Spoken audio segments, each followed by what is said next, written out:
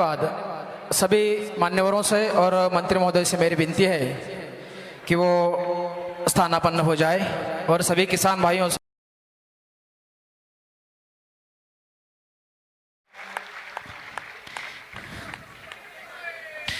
धन्यवाद। पुष्पगुच्छ।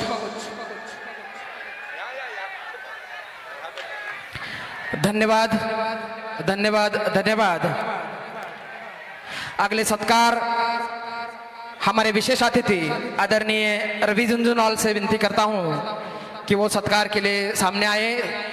ग्लोबल विकास ट्रस्ट की ओर से मयंक गांधी सर, सभी अतिथियों का सत्कार यहाँ पे तुलसी वृंदावन देके यहाँ पे किया जा रहा है।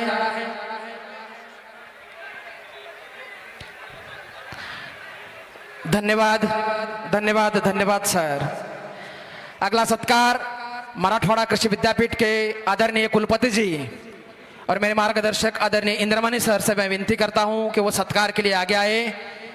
ग्लोबल विकास ट्रस्ट की ओर से आदरणीय मयंक गांधी सर, उनका स्वागत और सत्कार यहां पे करेंगे।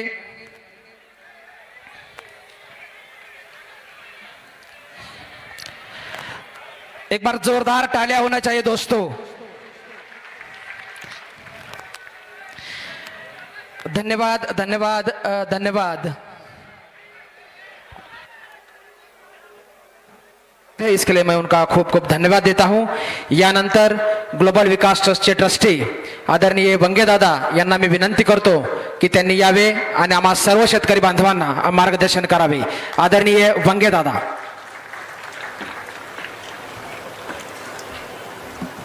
जय जवान, जय जवान।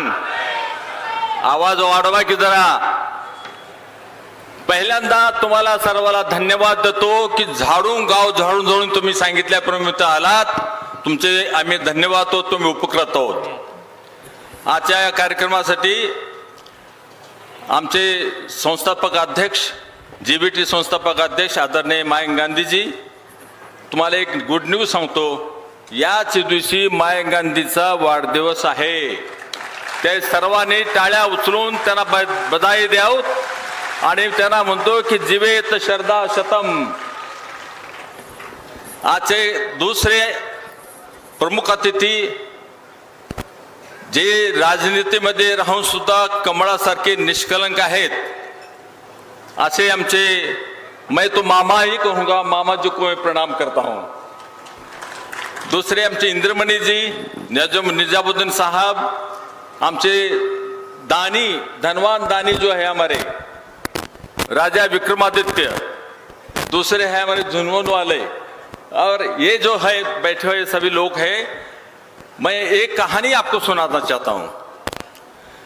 जब आपको अकाल पड़ा था तो उसी समय मयंक गांधी राजकारण संन्यास लेकर यहाँ बैद्यनाथ को दर्शन लेके मेरे तरफ आ गए और उन्होंने मुझे कहा कि मुझे सबको पानी देना है, अभी पीने का पानी देना है। टैंकर लेके हम गांव-गांव जाने लगे। इस आदमी को खेत मालूम नहीं था, इस आदमी को गांव मालूम नहीं था। वो आदमी हमारे पानी देने के लिए हमारे तरफ आया और आने के बाद गांव-गांव घूमने लगा। तो उसने पहला गांव देखा, उसके बाद वहाँ की गरीबी देखी और उसने मुझे बोला कि लोग कैसे जीते हैं। मैं तो मरते नहीं इसलिए जीते हैं। तो मेरी ये बात उसको इतने दिल में ले ली कि रात में एक बार उठकर उन्होंने मुझे बोला कि दादा, अब इन लोगों को सुधार करने के सिवाय मैं जाऊंगा नहीं और मरूंगा भी नहीं। ये भीष्म प्रतिज्ञा उसने करके रखा है।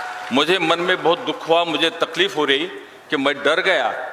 आज तक किसी ने किसानों को इतना अच्छा किया नहीं, ये नहीं करेगा तो वो खुदकुशी तो नहीं करेगा, उसका मुझे डर लग रहा था। पर जब आज काम शुरू हो गया, काम शुरू होने के बाद तो उन्होंने बोला अब पानी देंगे नहीं, पानी देने की जरूरत नहीं पड़ेगी, ऐसा काम करेंगे बोल। उन्होंने जब गांव-गांव घूमने लगे हम तो पानी के लिए काम करने लगे। पानी के लिए पाने जितना पैसा था उतना पैसा खत्म हो गया। पापनाशी नदी का पूरा पवित्र करने की कोशिश की और पानी वो जो है ना पानी का अपना जो फंडा सा वो सब कर दिए। करने के बाद पैसे कम पड़े, पैसे कम पड़ने के बाद उन्होंने क्या किया, मैं गाँव मुंबई जाके आता हूँ बोले। मुंबई जाकर मैं समझा कि आप वापस आएंगे नहीं। आप मुंबई जाके आने के बाद 2-3 दिन में भर वापस आ गए और उन्होंने पैसे लाए। बोले पैसे कहाँ से लाए? बोले मैंने मेरा फ्लैट बेच दिया। बोले मेरा फ्लैट बेच दिया। बोले तो मैं पागल सा हो गया। अरे हम यहाँ के हैं, हम अपने लिए कुछ नहीं कर रहे, इसको किसी का नाता नहीं, यहाँ कोई उनका दोस्त नहीं, यहाँ कोई उनका रिश्तेदार नहीं है, ये सबसे बैकवर्ड हमारा एरिया है, उसके लिए काम कर रहा है। तो मुझे पता लगा ये कैसा आदमी हो सकता है। इनका जो जुनून था, ये जुनून देखकर अपने इनकी माता जी आई, विक्रमादित्य की माता जी आई और उन्हें हमें सपोर्ट करना शुरू कर दिया। वहां से फिर अब दूसरे हमारे खेरूका जी आई और बाद में हमारे बाकी सभी दानी लोग आने लगे। कैलाशवासी अपने ये साइरस मिस्त्री यहाँ आके उन्होंने श्रमदान किया। यहाँ इन सभी लोगों ने श्रमदान किया यहाँ, और श्रमदान करके हम वो पावना सिंधी अच्छी किए। उसमें पानी अभी इतना पानी हो गया कि हमारी किसानों के अंदर जान आ गई, उनके चेहरे फूलने लगे। माएंगंदे बोले इतना करके कुछ फायदा नहीं, क्या उनके फिर भी तबीयत उनकी सुधरेगी नहीं, उत्पन्न उनका बढ़ेगा नहीं। माएंगंदे को एक सूत्र मिला, जब फलबाग करेंगे, फलों का पेड़ लगाएंगे और उसके आधुनिक खेती के साथ उसको करेंगे, थोड़ी जमीन में भी हम ज्यादा उत्पादन नहीं सकते। और उन्हें कोशिश शुरू किए, फलों का लगाना शुरू किए। फलों का लगाना शुरू करने के बाद उन्होंने सिद्ध कर दिया कि पहले से उनका उत्पादन 10 गुना बढ़ा है, ये सिद्ध कर दिया। तो उनका एक सूत्र मिल गया, तो उस तरफ सूत्र लेके हम चलने लगा। मैं जानता था उसी समय उनको कोरोना हो गया। कोरोना होता तो मैं फोन करता था कैसी तबीयत है, तो वो पूछते बारिश कैसे है बोलते थे। उसको पूरा जुनून था उसका। जब फलों का पेड़ लगाना शुरू किया, उसका हार्ट का ऑपरेशन हो गया, बाईपास हो गया। बाईपास होने को जाकर मैं मिलने लगा उनको बोला आप तबीयत कैसी है? वो बोले मेरी तबीयत ठीक है, पर फलों के पेड़ कितने लगे? बोले 3 करोड़ लगे हैं, अपने को 5 लगाने का है, कोशिश करो। अरे इसका इतना जुनून था बोलता। तो मैं बोला ये मृत्युंजय होने वाला है, मृत्युंजय बनेगा बोला मैंने। फिर उसके बाद जो काम इतना हो गया हमारा कि फलों के पेड़ लगने लगे, लोग कोशिश करने लगे। और उसमें ये दानी लोग, रामदेव बाबा गए, सभी दानी लोगों का मैं बहुत उपकृत हूँ। उन्होंने ऐसे कुछ हमको दे दिया कि कृषि कुल निर्माण हो गया। ये कृषि कुल नहीं है, ये किसानों के लिए तीर्थ है। मैं अभी हमारे मामा जी ने ये कृषि कुल देश को अर्पण किया है, मैं उनका फिर से आभार मानता हूं। और दूसरी बात है, अभी तो ठीक है, ये हमारा किसानों का स्वतंत्र युद्ध, पहला स्वतंत्र युद्ध शुरू हो गया। हम कोशिश करेंगे ये स्वतंत्र युद्ध हम किसी के सरकार के विरुद्ध नहीं है, सरकार को साथ लेके हम करेंगे।